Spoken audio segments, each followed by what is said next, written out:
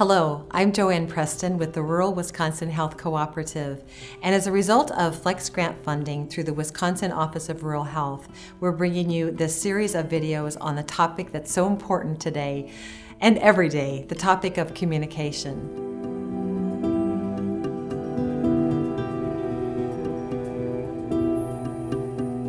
I had the great pleasure of being joined on this video series with a group of folks from Southwest Health in Platteville. Doctors, pharmacists, nurses, phlebotomists, housekeeping folks, EMT, administration, and so on. Folks just like you who are doing their best to try to create an excellent patient experience. And so they joined me to do some interviews and some role plays of some of the skills that we're working on in these videos. So I really want to put a shout out to them, to thank them for participating, and hope that you find that you can relate to some of their real life experiences working with some of these challenging communication situations. This particular video focuses on service recovery, making it right when we miss the mark. This is so important, and the key thing that I want to get right out of the gate is that service recovery is more than a gas card. And we can't make things right unless our heart is really in the right place. But if it is, we can make things right with patients when we've missed the mark or something hasn't gone quite right. And this happens to all of us from time to time. I had a patient the other day that I poked, and it was at a different hospital, and they used different color tubes for different color tests. And I'm used to I didn't know that, so I drew the wrong tube color, and she was a cancer patient. So I had to go up and draw her again, and she was an older lady, had not great veins. And I walked in, the first thing I said is, I am so sorry, I know you didn't want to see my face again, but I'm back because I need more blood. It was my mistake. They used different color tubes here than I was used to, and I did not look before I drew them, not knowing that there was different colors. And she said, it's okay, honey. She's like, mistakes happen. So I feel like as long as you explain your mistake and let them know that you did make a mistake and that it wasn't somebody else and you blame somebody else, they're much more perceptive to letting you fix it. Our learning objectives for today are: Number 1, learn and demonstrate the use of the 3 A's: acknowledge, apologize, and amend. This is AAA service recovery for a service shortfall. Number 2, identify and avoid blaming responses to customer problems. And number 3, prepare a way that you can personally respond in service shortfall situations that leaves a customer feeling better. So whenever a mistake has been made, the first thing we always do is definitely acknowledge the mistake and tell the patient that it happened, because we don't want them to sit in the dark. If we talk to a patient and they find out 2 or 3 days later that we knew about this mistake and that we didn't talk to them, they're always a lot more upset than if we would have just told them right away. So we also try to acknowledge that mistake and make sure that they're aware of it right away. We apologize. I think that's comes with the ground in pharmacy. We have relationships with these patients. If you're not going to apologize, it just doesn't feel right in healthcare.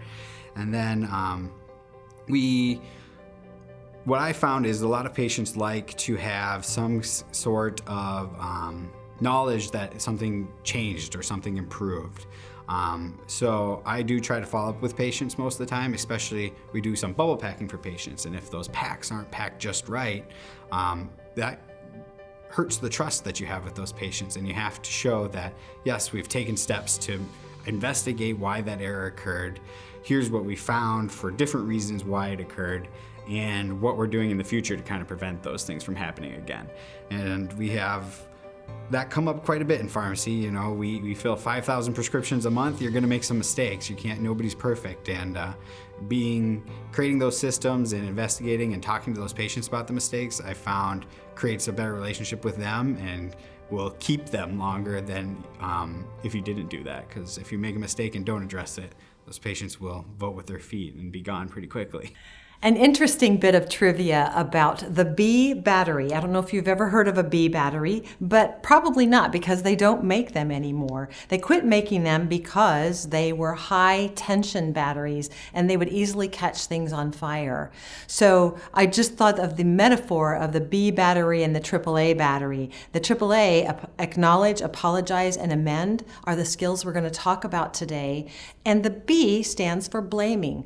Because one of the problems that we run into when there is a mistake made or we've missed something with a patient is there's a temptation to blame either ourselves, which is not helpful, or blame the patient, or blame another department, some level of blame, because as humans, it's just our nature to want to find out whose fault something is.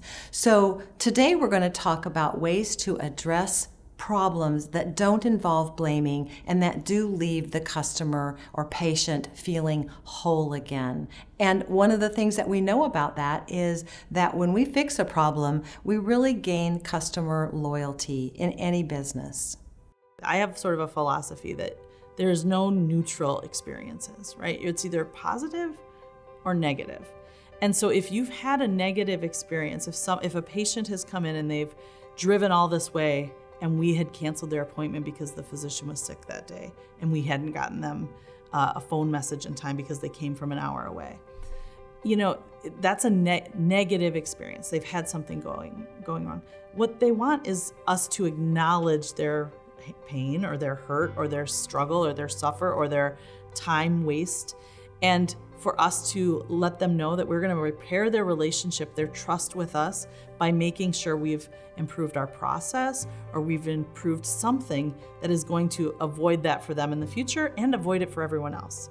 Now, sometimes an additional gas card because they've wasted their fuel to get here is appropriate, but at the same time, we always need to be making sure that we're using service recovery as an opportunity to rebuild trust with someone who, for whatever reason, may have lost trust in our ability to take care of them.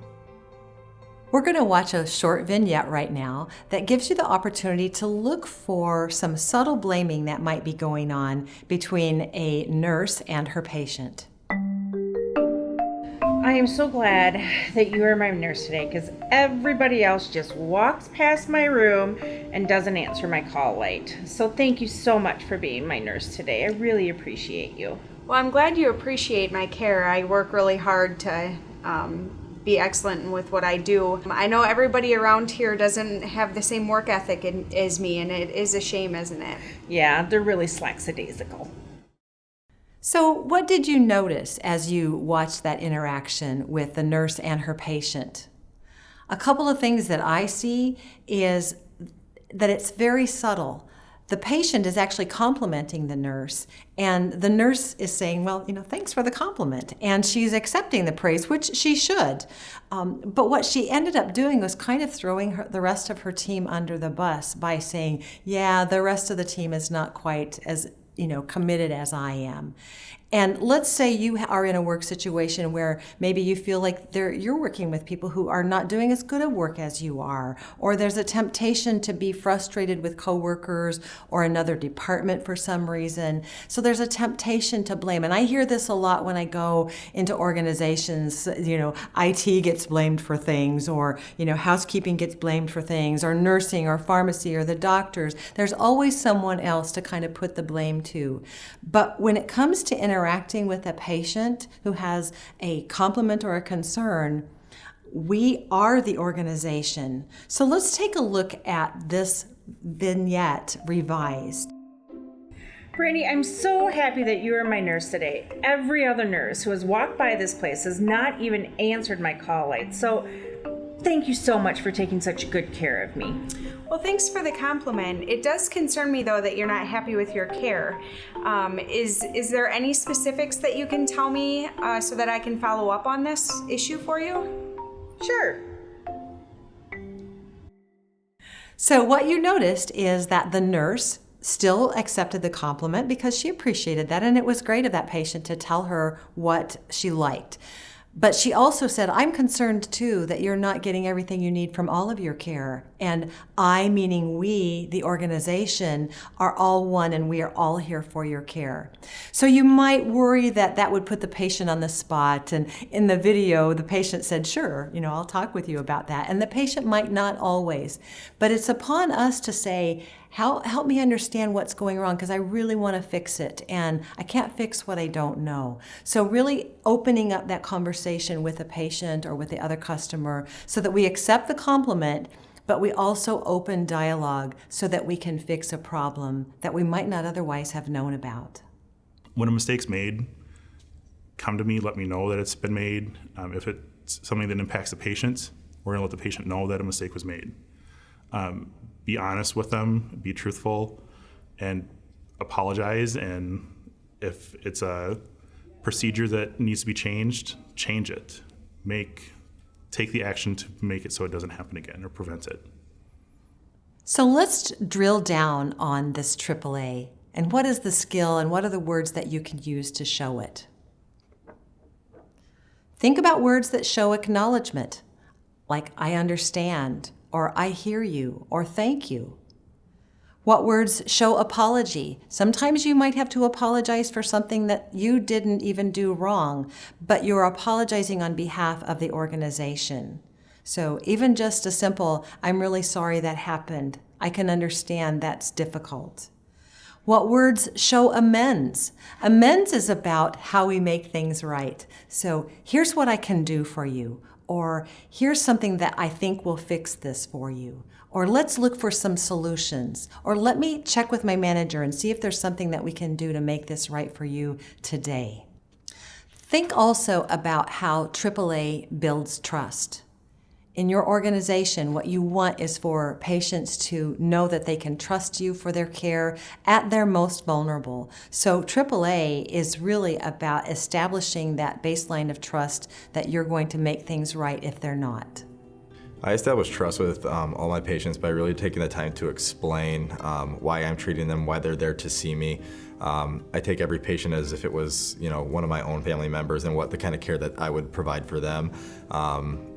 I see 12 to 15 different people a day, so the monotony of a day can get long, but at the same time, you want your patients to trust you, and that trust comes into selling yourself and having them understand that, hey, this guy knows what he's talking about, and being able to trust in your scope of practice, whether you're a physician, physical therapist, nurse. If you develop that, then they feel better about their health, the care that they're receiving for their health, and they're more inclined to come back.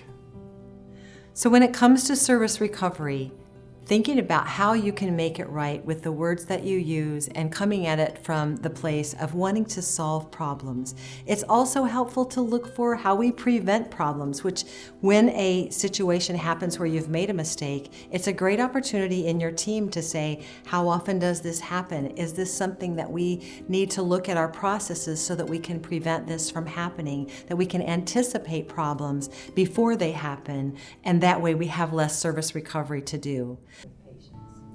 I think first and foremost is, if the patient is in front of me, I build their trust by, my body language, eye contact.